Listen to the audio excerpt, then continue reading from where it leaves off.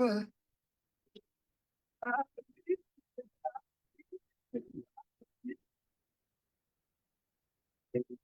Got a feeling this is gonna be my year.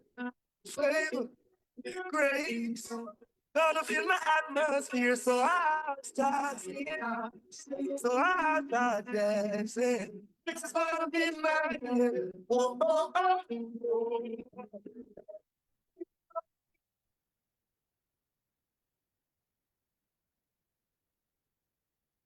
Don't tell me that I do not believe it. I should not believe. All I know is God is on my side. And I can feel the showers of His blessing pouring down upon my life. My life. I've got a feeling this is gonna be my year. Oh, praise. Gonna feel my atmosphere. So I'm starting. I'm starting. It's gonna be my year.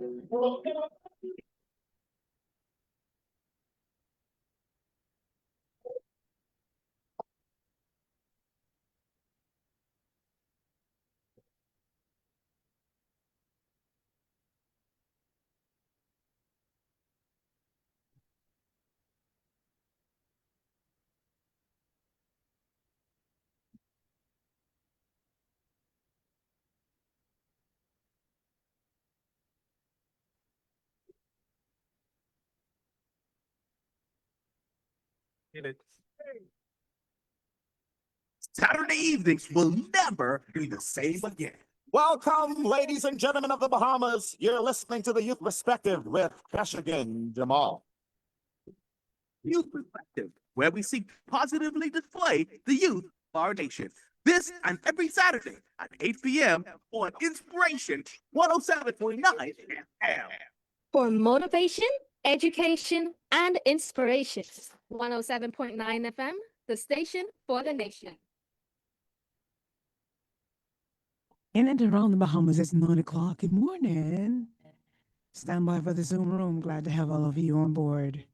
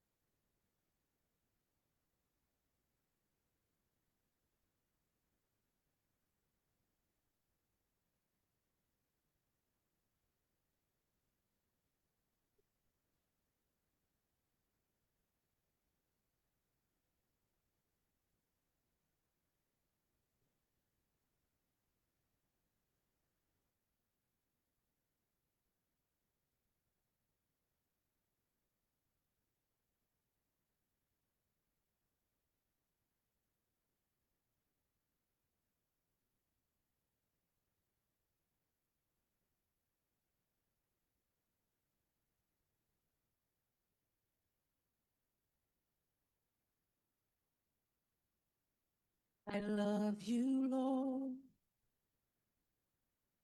for your mercy never fails me. All my days, I've been held in your hand. From the moment that I wake up till I lay my head, oh, I will sing of the goodness of God. 'Cause all my life you have been faithful. All my life you have been so, so good. With every breath that I am able, oh, I will sing of the goodness of God. I love your voice. You have led me through the fire in darkest night. You are close like no other. I've known you as a father. I've known you as a friend. I have lived in the goodness of God. Was all you have been faithful. Oh, yes, you have. All you have been so, so good. Everything. Oh, I will sing of the goodness of God. Your goodness is running after me. You're using the same equipment?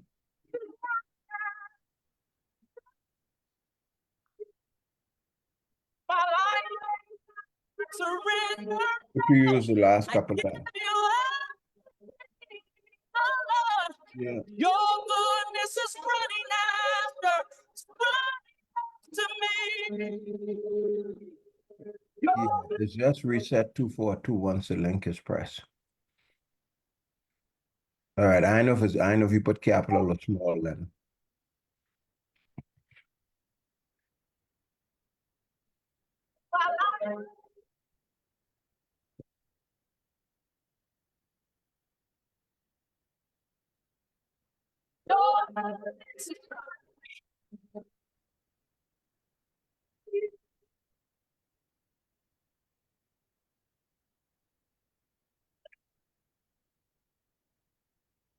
All my life you have been faithful.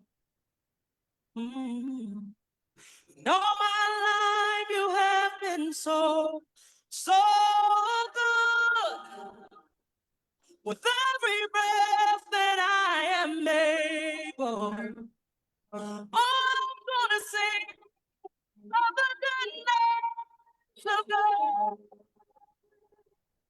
I'm gonna sing.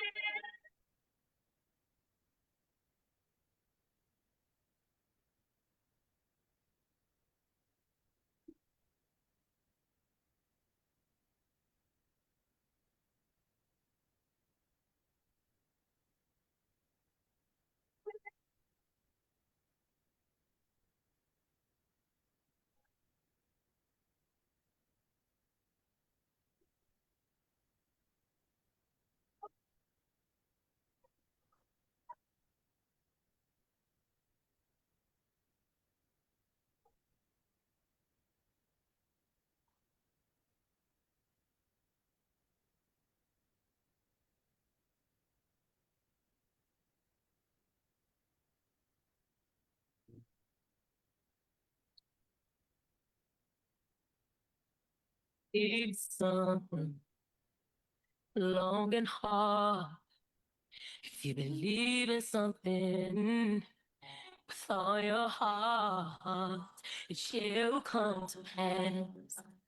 See miracles, see miracles, see miracles happening for you. See miracles, see miracles, see miracles happening for you. Believe in something long and hard. If you believe in something with all your heart, it shall come to pass. See miracles, see miracles, see This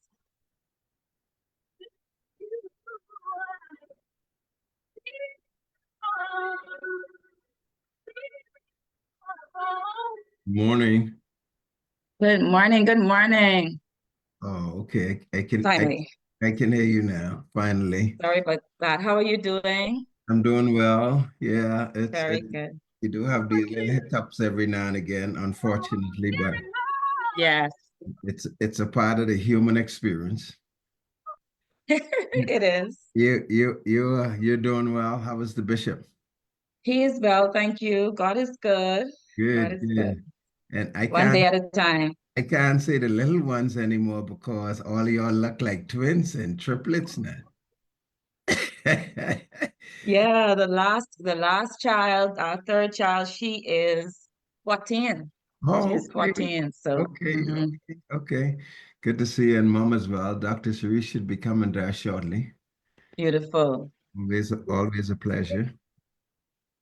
You Beautiful. you get to write whatever script you want to write this morning, right? With your guidance, of course, because you excellent at this. Uh, Everybody just loves you. I can tell you. They're like, that's the right person for you. yeah, I met one of I think your niece at a aunt's funeral on Sunday past. If Not it's not if it's a little girl, it's a niece. If it's a big girl, it's my sister. probably probably your sister. Okay. Yeah, Because my nieces are no more than 7. oh, no, your sister then. Your Yes. sister. I have 5 of them. Okay, okay. I met one of them at Hattie Millie, who we talk about. Her funeral was Sunday before last. You mean in my aunt? She's your auntie. That's my mom's sister. Okay, okay. She's Yeah, the youngest. She's yeah, the yeah, youngest, just about 5 years older than I am. yeah. She was promoting that program. I said I might as well just use her as my marketing agent, man. She's vice president of the Financial Services Union, and I was there speaking a few months ago. She's really awesome. Okay, okay. She's really awesome. Just God just have my destiny helpers. Absolutely, absolutely. Well, It's been a road since you came and collected me from SIB. It's been a road and it hasn't stopped. When the calls ain't coming, the fight coming. I don't know when it will stop. Calls, then fight. Calls, then fight. That's a significant marker of the journey. 107.9 FM, But the you station but for you the wear it nation. with grace, so that's a good thing. She's Pastor, coming. I don't feel so, but I give God the praise. Yeah, she's coming to us right One now. second, one second. Let me turn on something. All right.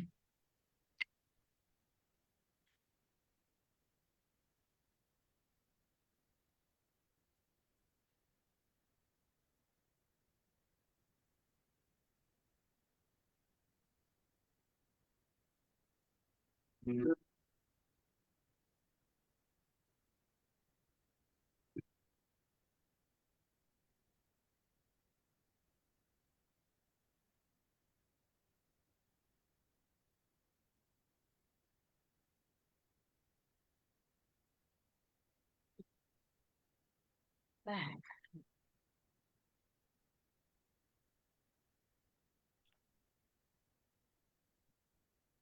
Where's your office? Right on West Bay Street next to Ruber's gas station. Oh, okay, okay. That's by between before you get on this BJ. Correct. Right on the corner of St. Inspiration Albans Drive. 107.9 FM, the station for the nation. Thank you so much for turning us on, tuning in. It's a beautiful Tuesday, 16th day of September, the second best month ever. Okay, 2025. Good morning to you. We go into the Zoom room. And Good of morning, course, good morning, Pastor, Doc. Good morning to you. Good morning to the look bright as the entire sunshine. Yeah, let's see Inspiration what they 107. got cooking this morning. Good Yeah. morning. Good morning. You're Good live. morning. Yeah, we're live.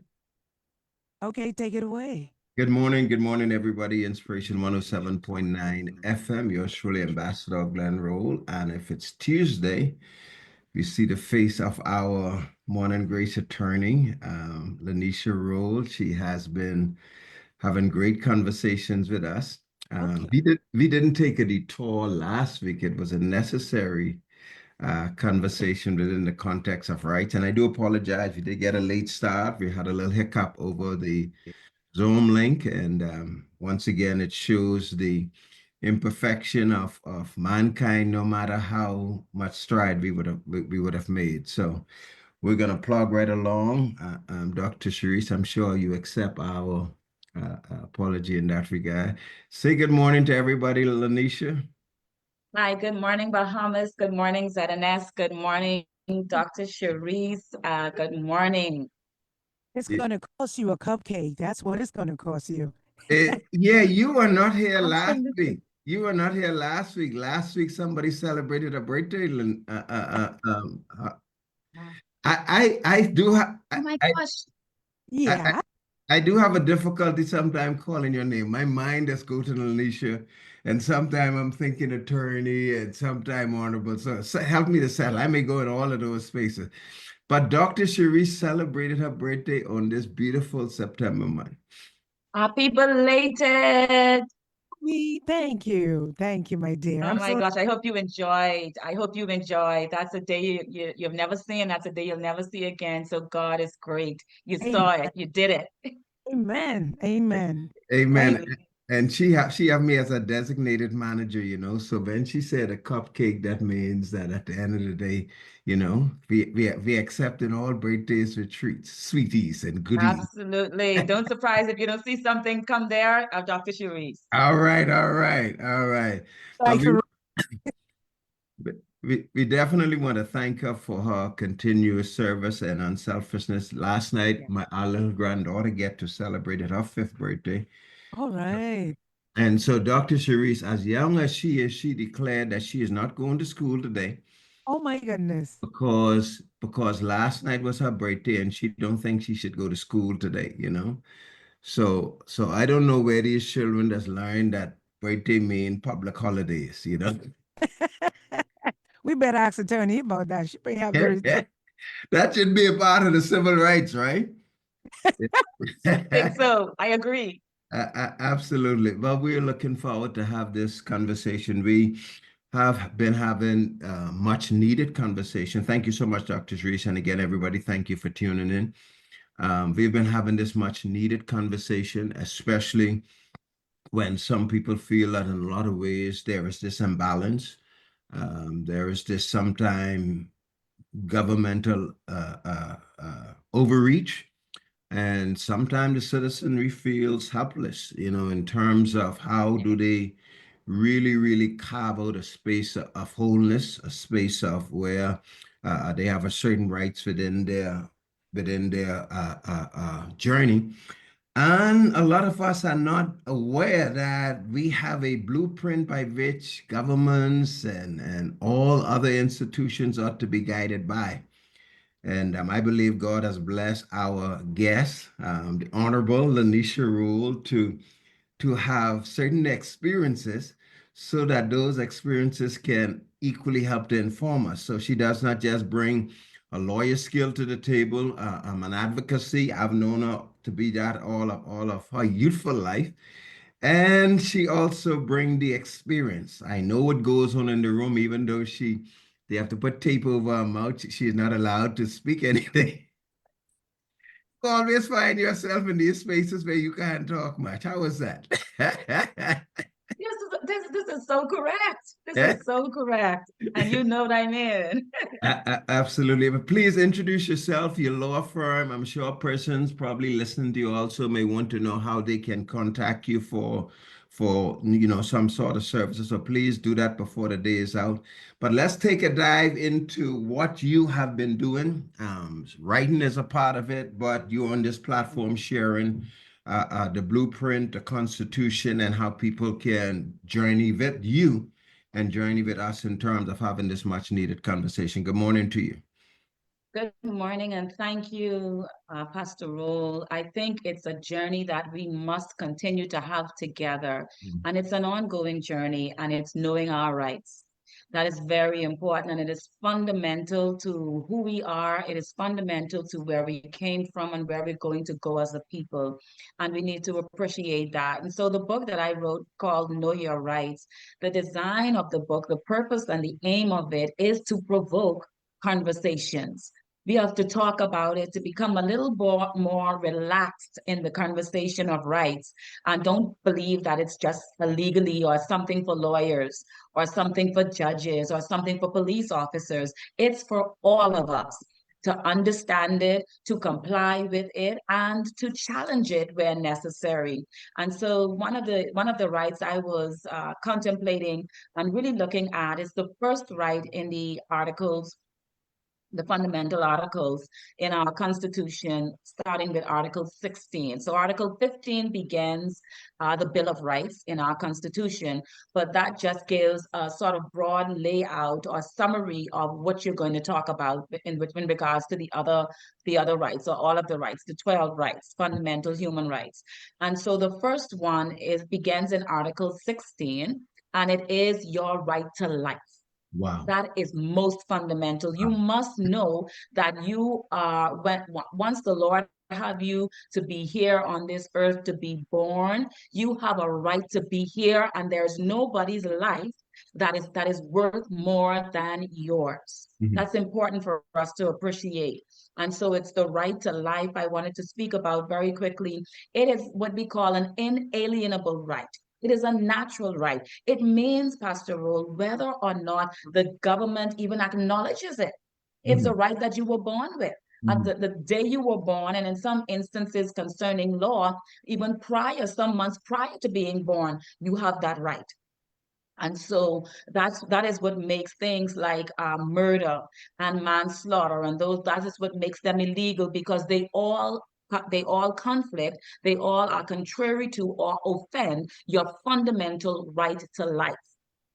And of course, you know, when you, as was the case last week, once you open up a certain window, it's hard. So even though we just measure to say, well, anyway, let's do one or two or three, it's really hard because this is such a weighty document, right? And one may very well say, attorney, that when we talk about the right to life, that's not just the air we breathe, right? That's just not people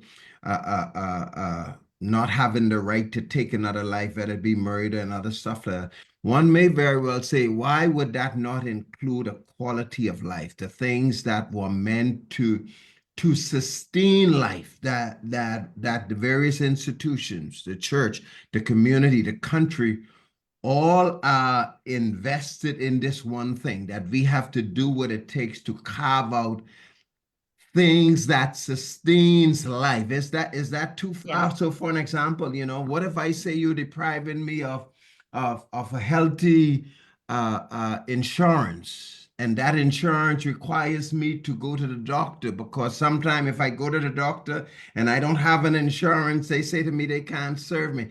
How do we navigate those spaces within the context of what is considered to be the right fundamentally to live? Ambassador, that is a crucial question. The right to health and the right to happiness, those are rights that go along with your right to life. So not only you have a right to live, but you have a right to be happy. You have a right to enjoy life and so forth, and a right to have health and access to health care. So I say that because it's a sticking point, because we've made so many things capitalist in terms of, it's all about the money and the businesses, when in many ways governments have allowed big business to trump your human rights in order to make money, because you're supposed to have access to health. It ought to be a priority of governments.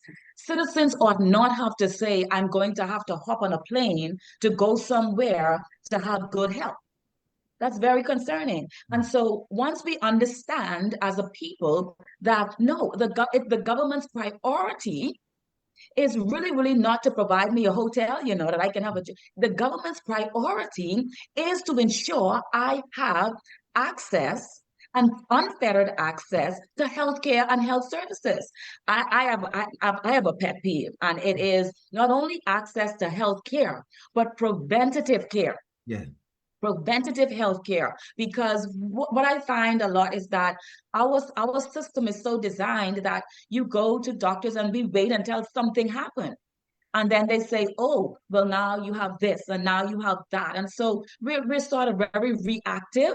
And so the government, to my mind, all governments, they are not maximizing their responsibility, because the citizens don't seem to appreciate coming on one accord with regard to the fact that Freeport, Grand Bahama, should not be existing the way it is without a proper hospital.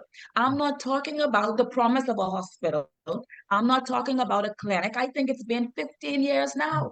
And it is an indictment on every government of the Bahamas that Freeport does not have a hospital. It is very concerning that here in New Providence, we have had one hospital from Norville the Ark, one main hospital. And when we did add on to the hospital, most of it was for administrative offices, to my knowledge, and for very critical care. So we're really lagging behind in terms of our fundamental right to life. And a part of it is access, an unfettered access. That means I don't have to pay a lot of monies that I can't afford, to healthcare, and without excuses. There are too many excuses as to why, and there are too many questions that are unanswered from insurance companies and the like. I had an insurance, I was very concerned about an insurance that I had, and you're waiting to see doctors and you're paying your insurance, and you have to wait, I mean, probably an hour for them to answer and say whether it's up to date. You know, when you go there, you have to pay your money right away, but you have to wait an hour. And so when people are in critical state, what are y'all talking about? We have to wait an hour for clearance from the insurance. What are we saying? Is the insurance money priority over my right to life? I need access to healthcare, and I need it now. And I need access to good healthcare. I don't even want to talk about this national health insurance thing. I'm very concerned about all of this, because I'm hearing that people, Ambassador Rolle, I think you can tell I'm very passionate about the country on the whole. But I've heard that people, Ambassador, when you go and you say, oh, I'm on NHI, it is my understanding, doesn't have to be correct, I stand to be corrected, that people have to wait 6 months once they say NHI just to get an appointment. So what purpose is that serving? You know, so I'm not sure what's going on, but I'm taking it back to the fact that we don't appreciate that a part of our right to life, the first right in our Constitution, our human right, a part of that is access to health and to be happy. All right. And so those are priorities. Yeah, and those are the things that are documented within. I mean, they're specified, right? It seem to be saying as a part of this measurement of life is health. Yes. You know, Yes. in other words, it didn't just leave it for somebody to decide they'll go in different direction. That the blueprint for governance, the thing that we say all of us would collectively be governed by. That's right. Are these set of rules, right? Let me ask you in this way, attorney. Is that right to life further eroded if in my giving of taxation, let's say for an example, I am made to contribute to helping to make that happen, right? Whether it be taxes, whether it be the insurances that we pay, whether it be the other things that government and institutions are doing to say, fulfill that part of the obligation, is my right further eroded when the service I expect is not delivered to me in the manner that I expect? Because I am contributing, my money is my resources. You're saying you're taking certain amount of monies from me to fulfill these obligations. How do we get to the place where justice or equity is done in that way? Well, what is important, and I always go back to education, is first of all understanding the scope of that right to life, that right to happiness, just like education. Education. And so with education, it's not just saying you have the right to education. When you go to school, there must be the teachers must be there every day. The textbooks must be available. The classroom must be feasible for learning. And so I find that we are not aligning that with our health. It's very, very important. But education, you know that when you carry your children to school, the teacher should be there, the security guard should be there, the principal ought to be there. But we're not demanding the same thing as it relates to doctors should be at the hospital. All right. And a part of checks and balances for this is what is lacking. We lack what I call alignment. Align how much you're spending on me, align it to how much you're spending on doctors, how many doctors are there. There should be proper there should be proper and audited reports, and not only audited reports, operational reports that explains what is going on. This is how much we spent on persons coming into the hospital last year. This is how much we spent on staff. This is how much doctors are on call. So we lack transparency in the whole process. And that's where we're falling down, because people don't know. All they know is in the line, in the budget and in line items, this is for oncology, this is for ophthalmology, this is for this, and things that people don't understand. So, and so we ought to break it down, just as with education, with health. What are we spending on doctors? How many specialists are supposed to be in the hospital this year? What specialists are supposed to be in the hospital this year? I'm just so concerned, because we treat people once they have status or a certain financial position, we treat them as though they answer no questions. And then they become many gods in society and no longer serving you, the people who are paying them, who are giving them constant and consistent salaries. And it could go across the board. It even could go to lawyers and legal aid and that kind of thing. But accountability and reporting and auditing is what is not happening. And I'm talking about operational auditing. But there are some Lanisha, that says, you know what, and I have to take the case for what I call ordinary people, right? The ones who feel that the system does not work for them, the one who feels that this thing called Constitution has no meaningful value to them. No one, if I go to the hospital, for an example, no one really have to ensure that I get care right of it. That sometime it may mean I sitting around for hours to the place where I'm frustrated. And you hear these stories every day in that regard. You seem to be implying that there are breaches, or that is not in alignment with the right in the context of the Constitution. But some may say, well, there is no recourse. Lawyers are not going to take up my case. If I ask for a lawyer, before I know it, the lawyer is going to side with the persons who I seemingly have a beef with, So I know you're smiling, but you get to hear the conversations out there. People don't feel this blueprint was made out for them. You seem to be saying, as a citizenry, these fundamental rights imply to the least of us, therefore we should be the beneficiaries of these fundamental rights. Absolutely. And not only are we the beneficiaries, but we are also, what we don't appreciate sufficiently is that we are the co-guardians of the law. So we are the ones that are supposed to say, this is not happening. But what we lack is priority. We prioritize this, we prioritize having that, when we don't realize that first and foremost should be our health, our life. What is going to ensure that we have a quality of life? All right, whereby we have access to healthcare, whereby we have access to proper foods. Who is ensuring this? And so who are the guards that we put in place? Okay, we have become the guardians. Many years ago, of course, when it was 6 law lords, they had their deputy persons in place to watch out for their interests. The challenge with the masses is we have not identified who is looking out for the interest of the masses. And it cannot be the Prime Minister.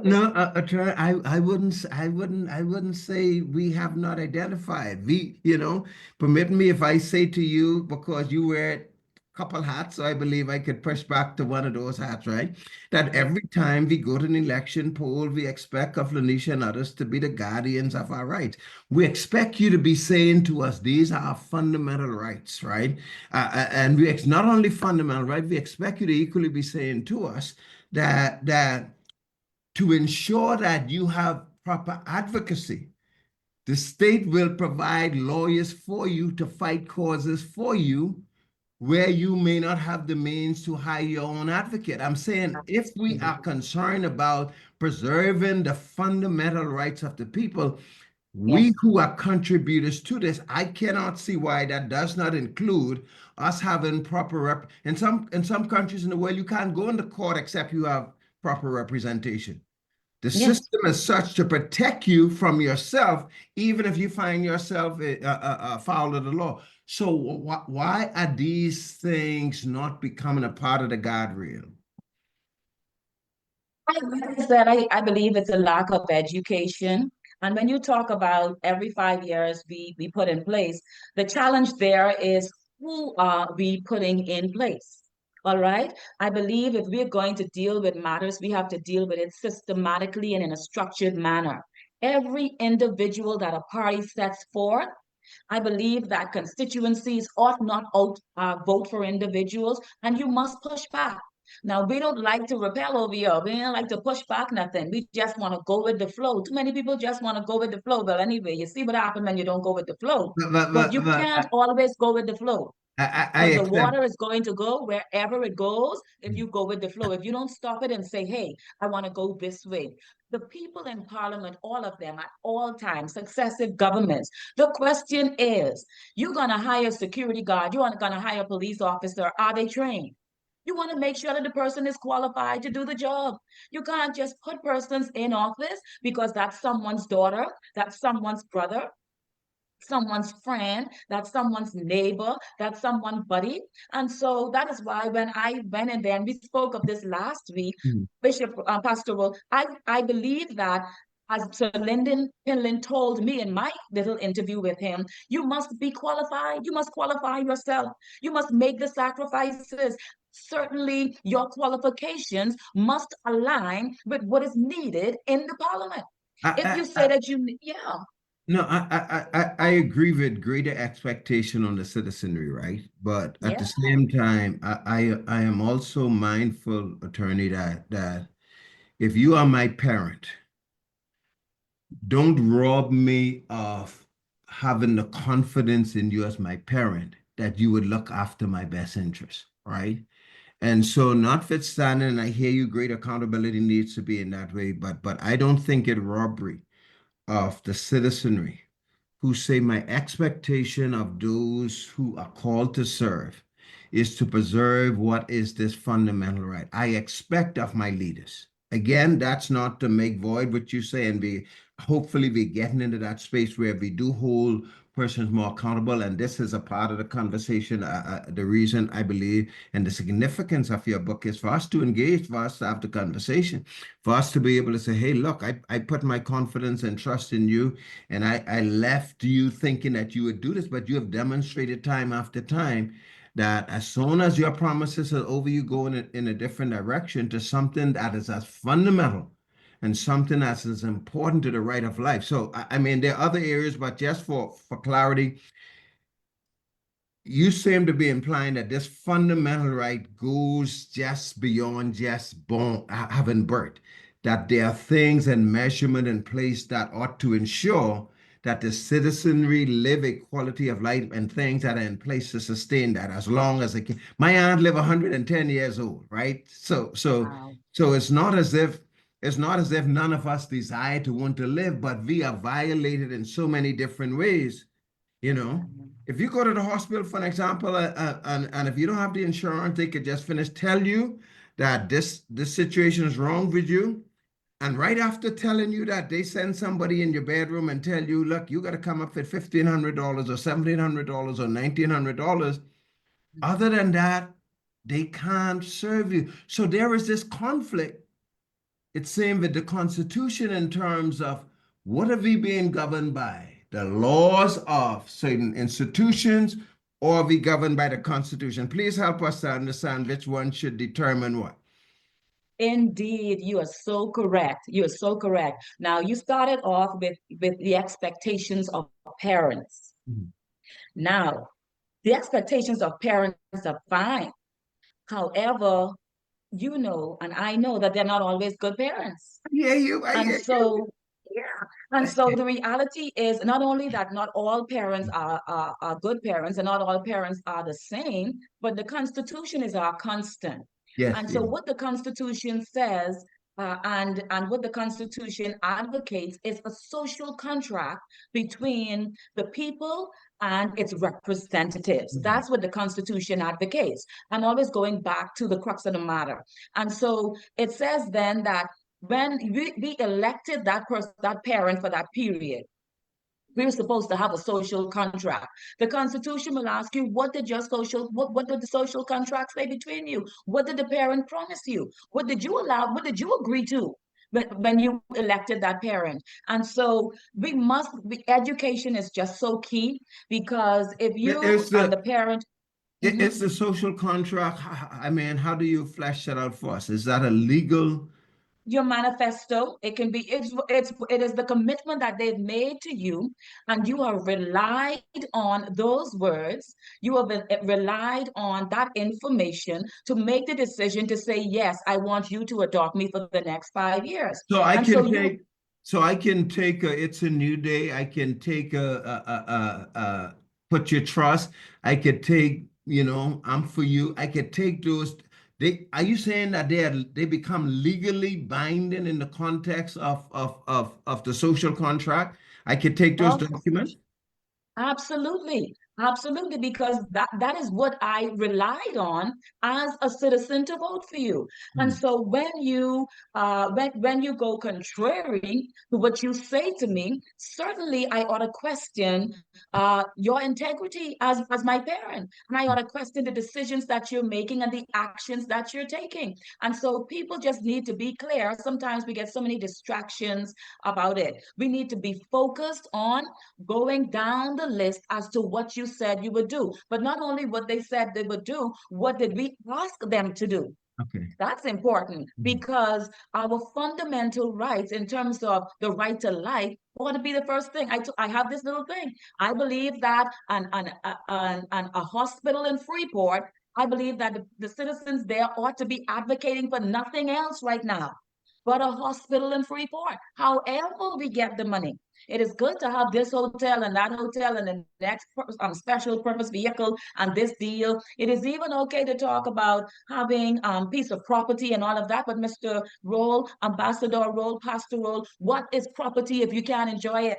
Wow. Wow. What is an acre of land if we cannot enjoy it? So we're missing. And so it's so important. I'm not saying only lawyers ought to be in parliament, but it's so important, Pastor Roll, that people who understand the law are in that House of Parliament and people who have a mind to carry out the law in the best interest and on behalf of the people of the Bahamas. That's I, important. I said, well, I'm not into all of that. This piece of property and the quality of life, because our people are dying and too many people are sick and we are not making this a priority in our country. Alzheimer's at an all-time high, diabetes at an all-time high blood pressure at an all-time high, cancer at an all-time high compared to various countries in the world per capita. And here we want to talk about a piece of land. The land is nothing if you can't cultivate it.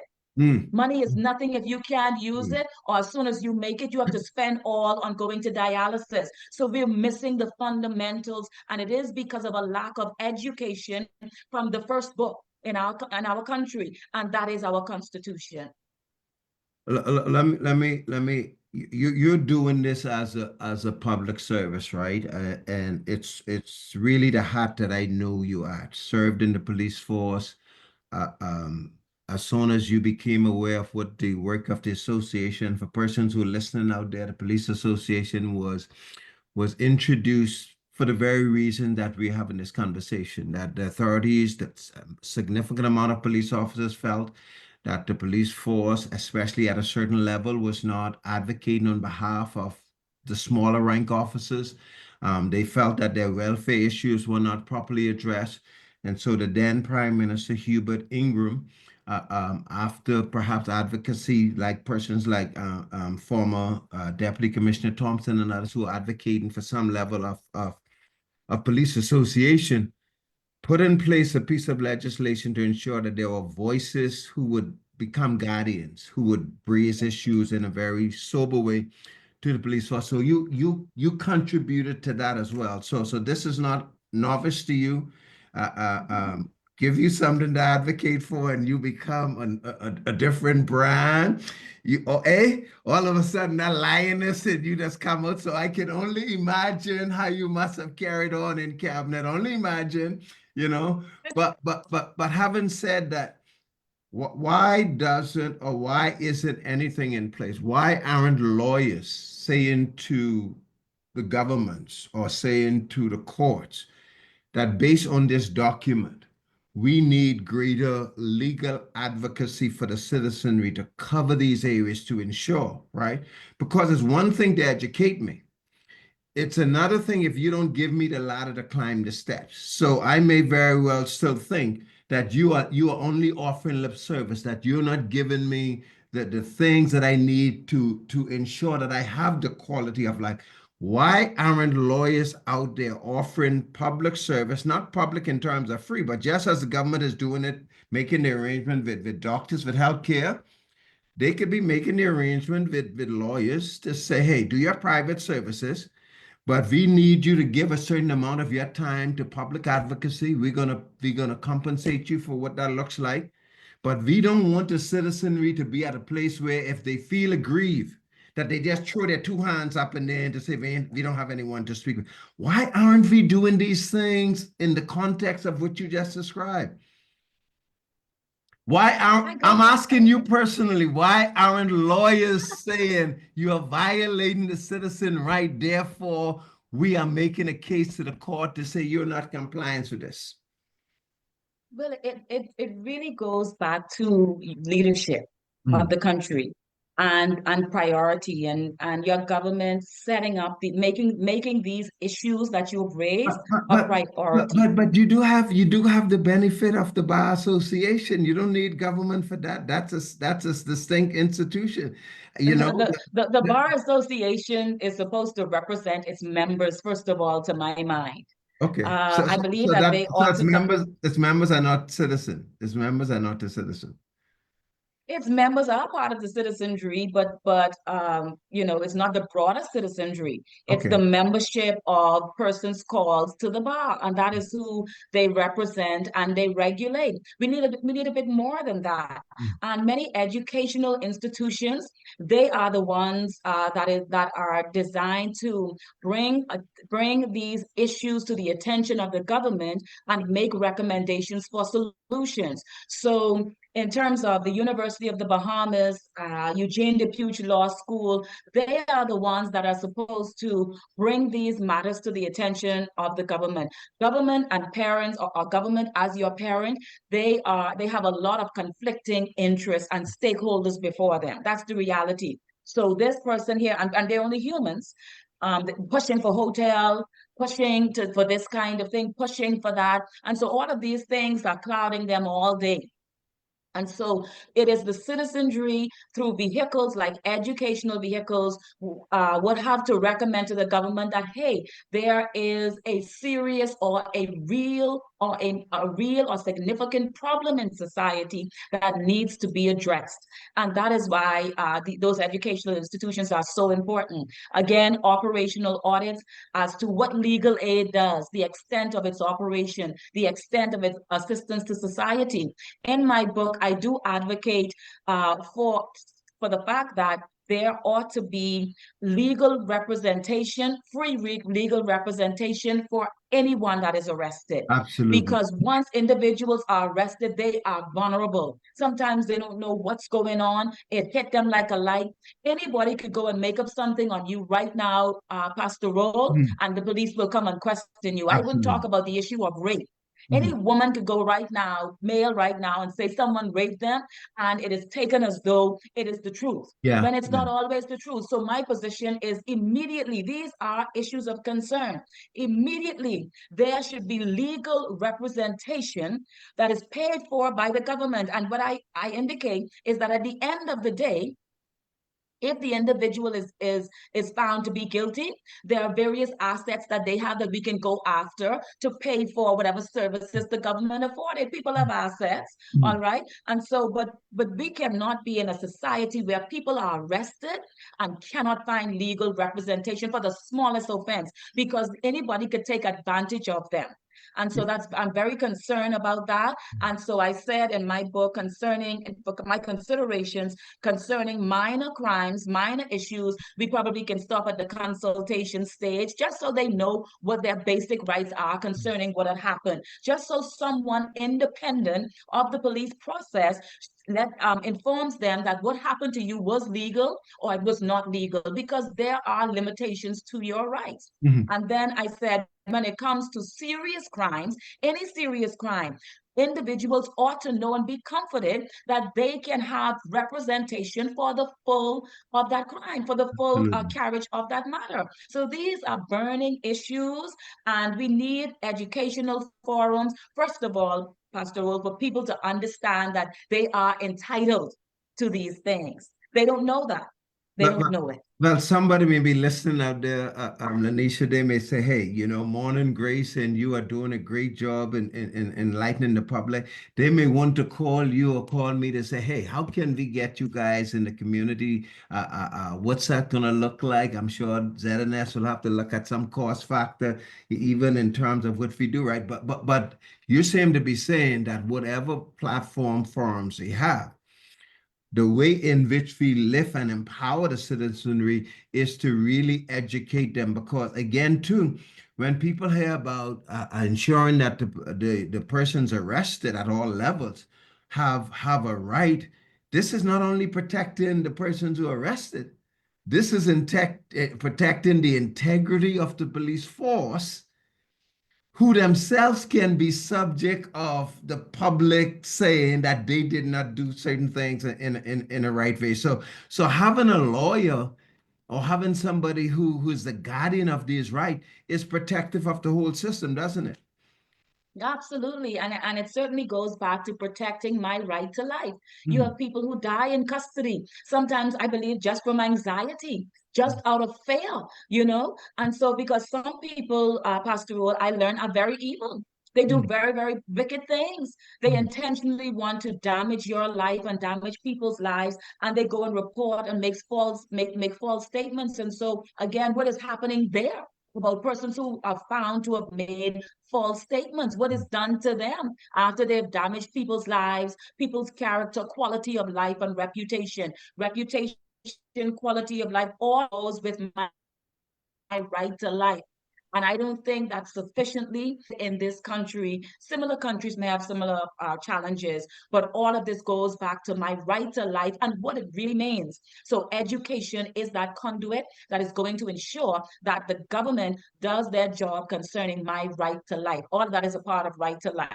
I am not asking you whether you're writing the script for whoever is going to campaign in the next election, but for persons who are listening out there, if I ever want to consider to be a part of that space, in case Dr. Sharice wanted to jump in the race, it almost seems as if you're given a blueprint for what the next manifesto should read, right? Because ultimately, that's what it's about. Ultimately, this fundamental right to life is so important.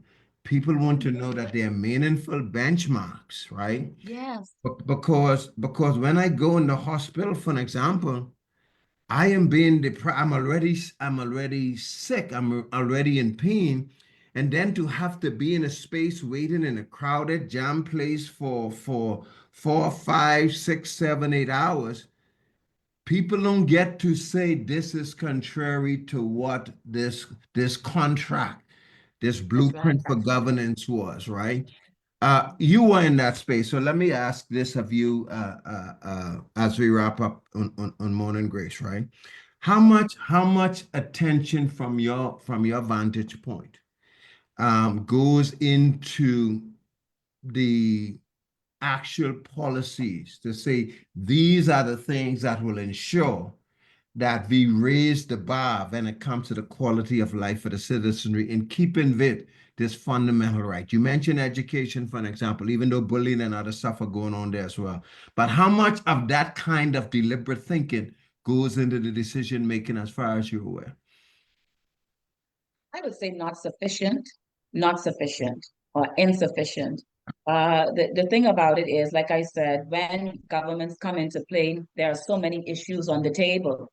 And it is whether or not your leader, the leader of the country, and you know from their background, you know from their reputation, whether this is an individual that is passionate about your rights. You can look at their life and see what they're passionate about. You get what you vote for, every one of us. It doesn't matter.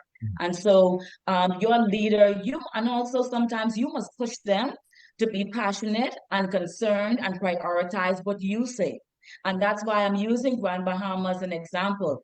There should be everyone should be on the same page in Grand Bahama about we need a hospital. Yes, we need the Grand Lucaya open, we need this, we need the Crystal Key, Carnival Key, all these different keys. We need access to proper health care. And so for our leadership, the important thing, people must know we must find a way to come on one accord for the government to prioritize our needs. And so what I'm trying to inform persons of today, your primary need is the right to life.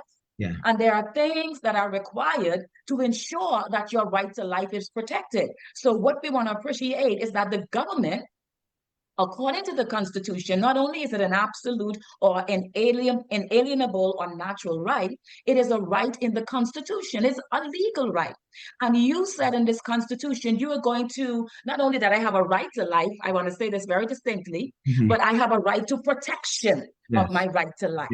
And that is, and so I told you, education is important. And so what are the protective measures you have in place concerning my right to life? And so with the Constitution, it is only 12 fundamental rights. These are the 12 fundamental questions we ought to be asking. And if truth be told, we're not asking them. We're all over the place because we don't understand priority. But we should all be on one page, that we all should have a right to life and to the protection of that right. And it is not sufficiently protected to my mind. Listen, I am not going to go behind that. We have 2 minutes left. Lanisha, there are others out there. Speak to churches, right, and civic organization, because sometimes I think, or let me put it in this way. Sometimes I think the church can do more, and I'm not saying they aren't, but churches can do more as a body, having this community to say, hey, not only in terms of soul salvation, though that's important, but a part of the soul salvation is to ensure that quality of life. Jesus said, I've come that you may have life and have it more abundantly. And you seem to be implying that these basic fundamental things are an important learning tools, when applied, can go a long way in terms of the quality of life for our churches, for our community, and for the citizenry. So perhaps you may want to take a minute. You're a pastor yourself, so you got to talk to yourself in that as well. I tell you, wear about 15 hats, But speak to churches who may want to say, Lanisha, I want you to come in and go over these things with us, First, I would just say churches must begin to think out of the box. Civil rights movement and all of those things happen through churches. Absolutely. Even a lot of the societies that we have, the lodges and all of those things, the friendly lodges, a lot of those were through churches. Churches found ways to help protect people, to educate people, and to ensure the quality of life. And I believe that a lot of churches have gone far from that. We're too surface in terms sometimes of just preaching sermons.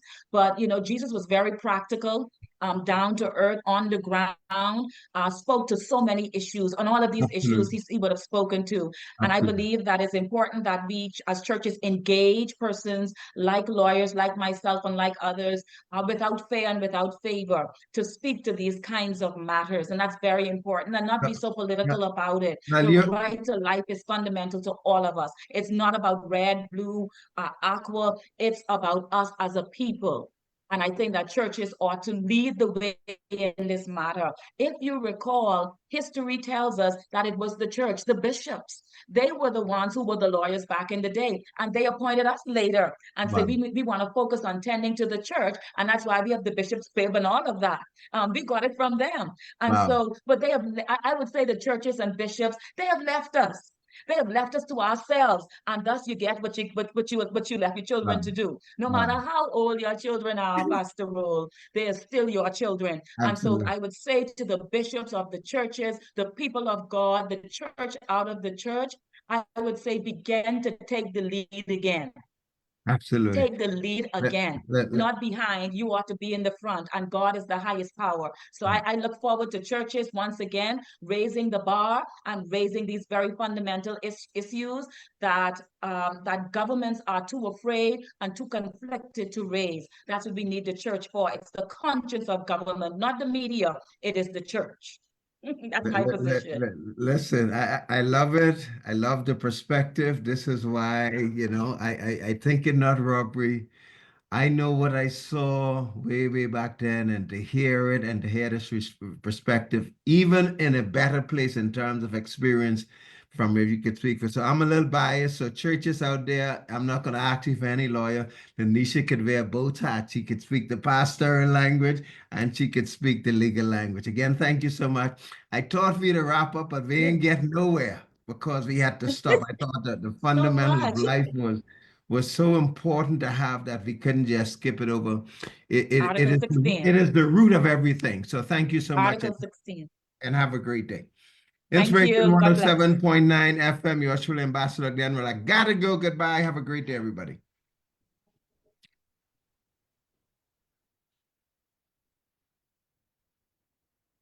Carrie's Donuts is giving back to the community.